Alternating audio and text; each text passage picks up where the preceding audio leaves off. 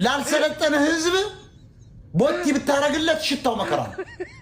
ፈረንጅ ቢያረግ በክረምት ነው የሚያረገው፣ በጭቃ ነው የሚያረገው። ኦሮሞ ግን በጋ የሚያረገው። ችግሩ የኦሮሞ በበጋ ስለሚያረገው። ኦሮሞች ከዛሬ ጀምሮ ምነግራችሁ የምትሰደቡበት ልንገራችሁ።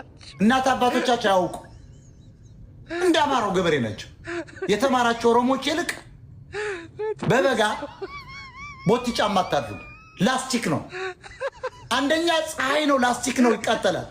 ለእግራችሁም እግራችሁንም እንዳለ ነው እንትን የሚያደርገው። አላሽቆ ብታዩት ባክቴሪያ ምን ይፈጥራል። ሽታው በአካባቢ ያስቀምጥ።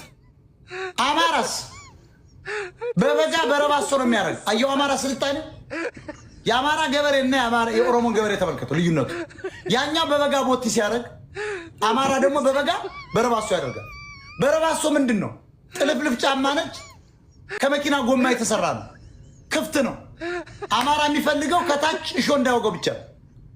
ክፍት ስለሆነ አቧራ ብቻ ነው የሚገባው። አቧራውን ደግሞ ወራጅ ወንዝ ጋር ይቀመጥና ላጥላጥ አድርጎት ደረቅ ይላል። 10 ደቂቃ ሲደርቅ ይጓዛል። ተመልከት አማራ